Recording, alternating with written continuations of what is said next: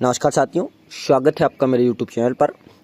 मध्य प्रदेश के शिक्षकों के ग्रीष्मकालीन अवकाश को लेकर एक बड़ी खबर देखने को मिल रही है।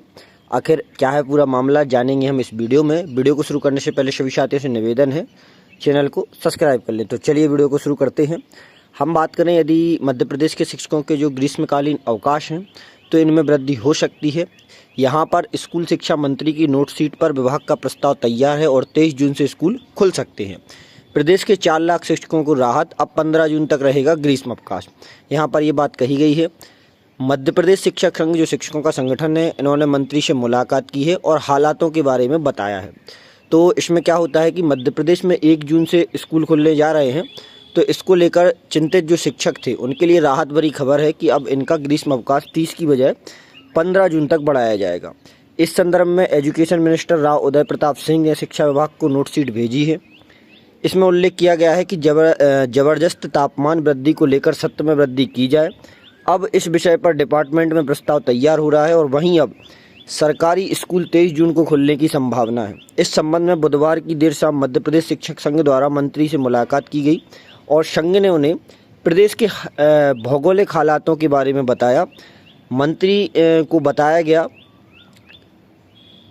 कि 1 जून से यदि स्कूल खुलते हैं तो बड़ा संकट हो सकता है, क्योंकि अभी भीषण गर्मी देखने को मिल रही है और टेम्परेचर लगातार हाई जा रहा है। पूरा मध्य प्रदेश या पूरे देश में ही लगातार टेम्परेचर की हाई जाता हुआ दिख रहा है। तो इसके संबंध में बताया गया है कि प्रदेश में अधिकांश स्कूलों में कूलर, पंखों की व्यवस्था नहीं है, ठंडे पानी की कोई व्यवस्था, कोई इंतजाम नहीं है, नलकूप सूख चुके हैं क्योंकि जलस्तर बहुत नीचे जा चुका है और 45 डिग्री से अधिक तापमान में निकलना सीधे तौर पर बीमारियों को आमंत्रण देना जैसा है। कई शिक्षक ऐसे हैं जो पूर्व से अनेक बीमारियों की चपेट में भी हैं, कईयों को गंभीर बीमारियां हैं, सामान्य बीमारियां हैं। और जिस प्रकार की अभी गर्मी पड़ रही है और धूप को देखा जाए तो एक स्वस्थ व्यक्ति भी इस प्रकार की धूप में बीमार हो सकता है। तो इन सभी पक्षों को सुनने के बाद मंत्री राव उदय प्रताप सिंह ने विभाग को नोट शीट लिखी है और शिक्षकों ने 1 जुलाई से स्कूल खोले जाने की मांग की है।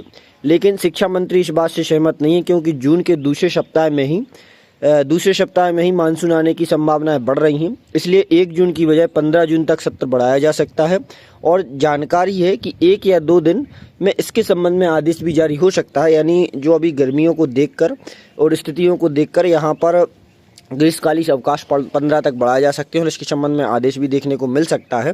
और अभी हाल ही में क्या हो गया है कि वही शिक्षा विभाग के अधिकतर जो जनगणना का कार्य था अधिकतर शिक्षा विभाग के साथियों के द्वारा किया गया है।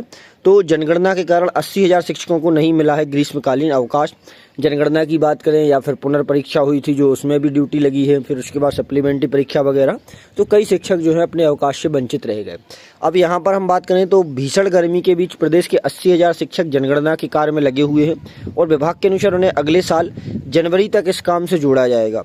प्रदेश में बड़ी संख्या में ऐसे शिक्षक हैं जिन्हें जिलों में कलेक्टर अपने स्तर मतदाता सूची के कार्य में अनवरत रूप से लगाए हुए हैं, जो BLO बने हुए हैं। स्कूल शिक्षा विभाग के अनुसार प्रदेश में इस समय 80,000 शिक्षक राष्ट्रीय महत्व के कार्य जनगणना में लगे हुए हैं और जनगणना कार्य में संलग्न जितने भी शिक्षकों को ग्रीष्म अवकाश का लाभ नहीं मिल पाया है उनका यह काम अर्जित अवकाश में जोड़ा जाएगा। अधिकारियों का कहना है कि बड़ी संख्या में टीचर मतदाता सूची के कार्य में भी कलेक्टर के निर्देशन पर लगे हुए हैं और पिछले साल भी कलेक्टरों को पत्र जारी किया गया था कि विभाग की बिना अनुमति के किसी भी शिक्षक को गैर शैक्षणिक कार्य में न लगाया जाए।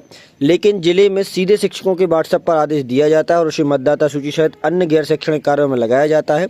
कई शिक्षक 3-3 साल से तहसील, SDM और कलेक्टर कार्यालयों में इस काम के नाम पर अटैच हैं और इससे कहीं ना कहीं अध्यापन व्यवस्था प्रभावित होती है और विभाग भी स्वीकार कर रहा है कि ऑनलाइन अटेंडेंस लागू होने के बाद यह शिक्षक गैर शैक्षणिक कार्यों से मुक्त नहीं हो पाए। ये चीज़ यहाँ पर देखने को मिली है। यदि हम बात करें यहाँ पर जनगणना जैसे कार्य, निर्वाचन जैसे कार्य, सभी जो कार्य होते हैं जो राष्ट्रीय महत्व के कार्य होते हैं उनमें भी शिक्षकों को ही लगाया जाता है। और यदि अवकाश बढ़ता है तो सत्र पर क्या असर पड़ेगा, तो इसकी यदि हम बात करें तो शिक्षकों के ग्रीष्म अवकाश में 30 मई को समाप्त हो रहे हैं। इन्हें 1 जून से स्कूलों में पहुंचना है, जबकि बच्चों की छुट्टियां 15 जून तक हैं। शिक्षा विभाग के अधिकारियों का कहना है कि यदि 15 या 30 जून तक भी बढ़ाया जाता है तो स्कूलों की व्यवस्था पर कोई असर नहीं पड़ेगा, क्योंकि स्कूलों के मुख्य काम हो चुके हैं। अप्रैल से ही काम प्रारंभ हो चुके थे, सत्र वगैरह के, प्रोफाइल अपडेट के, अपार ID संबंधित, तो अभी भी ये चल रहे हैं लगातार। तो अब 5वीं और 8वीं की दूसरी परीक्षा से जो बच्चे उत्तीर्ण होकर आएंगे उन्हीं को साइकिल वितरित की जानी है।